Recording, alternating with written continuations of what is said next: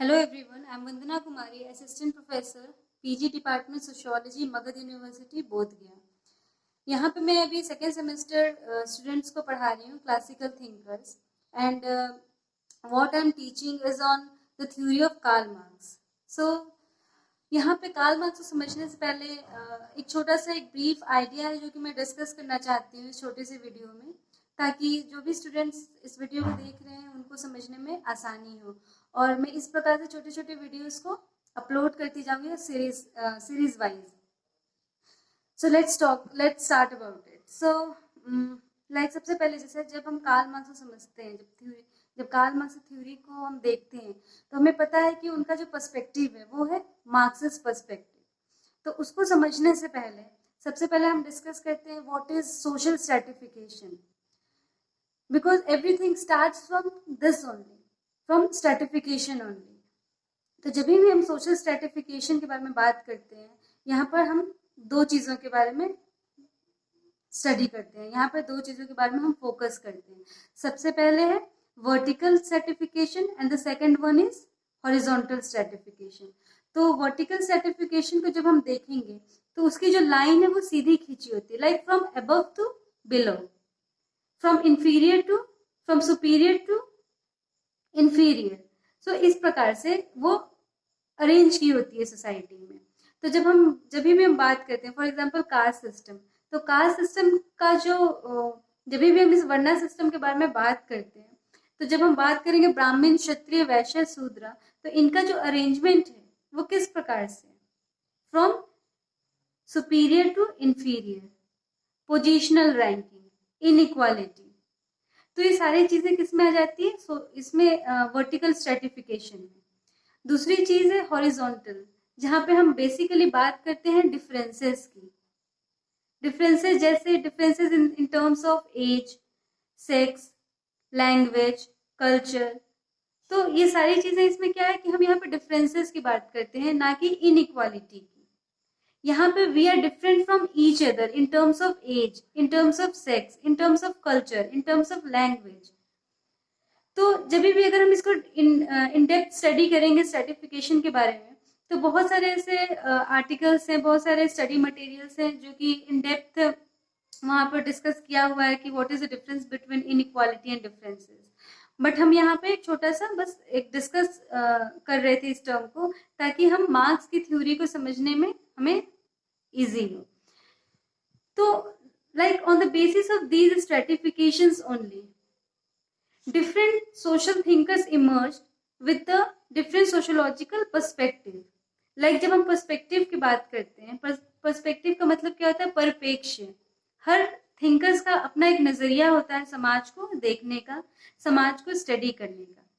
जैसा कि जब हम पर्सपेक्टिव की बात कर रहे हैं तो सबसे पहले हम बात करते हैं फंक्शनलिज्म की। जैसा कि फंक्शनलिज्म है वो, फॉर एग्जाम्पल अगर वो इनइक्वालिटी की भी बात कर रहे हैं तो for them everything is like functional. वो सारी चीजों को एक फंक्शनल पर्सपेक्टिव के नजर से देखते हैं। जैसे caste system as a whole for many thinkers वो क्या है? It talks about the functional system.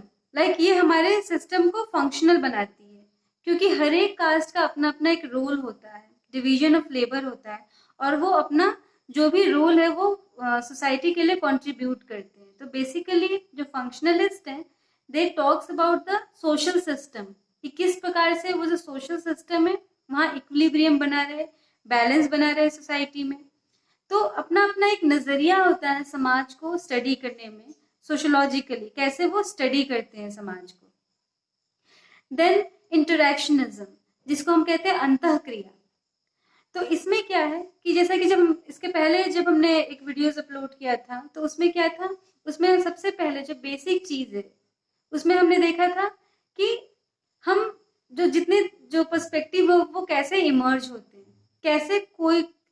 कैसे कुछ थिंकर्स जो होते हैं they believe on micro theory and the other one is macro. तो इसके पहले जब हमने वीडियो अपलोड किया था तो उसमें बहुत अच्छे तरीके से एक्सप्लेन किए थे कि माइक्रो एंड मैक्रो में क्या डिफरेंस है। जैसा कि जब हम डिस्कस करते हैं माइक्रो थ्योरी के बारे में, तो बेसिकली इस थ्योरी में वैसे थिंकर्स आते हैं जो लोग बातें करते हैं, जो फोकस करते हैं इंडिविजुअल एक्शन के ऊपर।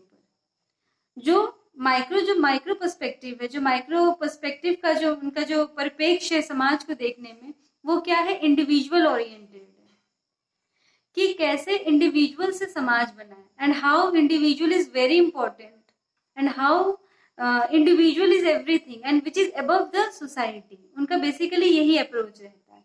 But on the other hand जब हम मैक्रो थ्योरी को देखते हैं तो यहाँ पर जैसे हम बात करते हैं अगस्ट कॉम्टे की, जब हम बात करते हैं टैलकोट पार्सन की, इमाइल दरखाइम की, तो ये सारे थिंकर्स जो है वो क्या है, मैक्रो अप्रोच से समाज को स्टडी करते हैं। मैक्रो अप्रोच का मतलब क्या होता है, टू स्टडी सोसाइटी ब्रॉडली, एक ब्रॉडर वे में वो समाज को स्टडी करते हैं, जहां पर सबसे इंपॉर्टेंट चीज क्या होती है, social structure, social system, society, social order, जहां उनका जो मेन फोकस रहता है वो रहता है कि कैसे समाज में सबका अपना अपना एक अप्रोच रहता है, कैसे समाज में एक इक्विलिब्रियम बना हुआ है, कैसे एक समाज इंडिविजुअल से सबसे ऊपर है, सबसे ऊपर क्या है, समाज है, उसके बाद इंडिविजुअल है। तो ये दो अप्रोचेस हैं जिसके द्वारा हम सोशियोलॉजी को स्टडी करते हैं। कुछ थिंकर्स है जो माइक्रो पर्सपेक्टिव के द्वारा समाज को अध्ययन करते हैं, कुछ लोग होते हैं, कुछ थिंकर्स है जो मैक्रो थ्योरीज के द्वारा सोसाइटी को स्टडी करते हैं। तो यहाँ पर ये समझना हमारे लिए जरूरी है कि पर्सपेक्टिव एक्चुअली में है क्या। एंड पर्टिकुलरली अगर समझ लीजिए हम फंक्शनलिस्ट की बात करते हैं तो यहाँ पे हमारा जानना जरूरी है कि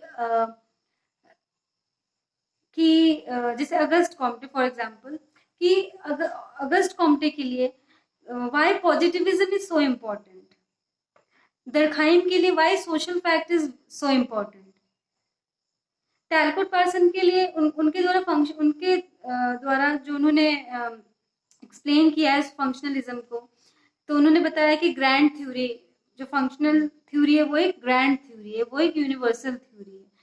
तो यहाँ पर वाई सबका अप्रोच जो है वो क्यों अलग है,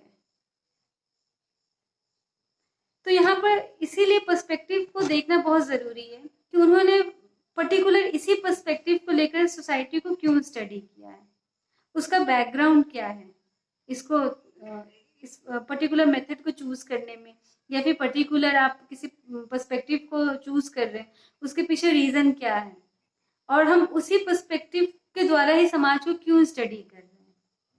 तो यहाँ पे सबसे इम्पोर्टेंट चीज है। फिर नेक्स्ट जब हम बात करते हैं मार्क्सिज्म की, मतलब मार्क्सवाद की, तो मार्क्सवाद का जब भी हम बात करते हैं तो हम सबसे पहले हमारे दिमाग में क्या आता है कि कार्ल मार्क्स ने इकोनॉमी को ही सबसे ज्यादा इंपॉर्टेंस क्यों दिया है। Why for him economy is very important.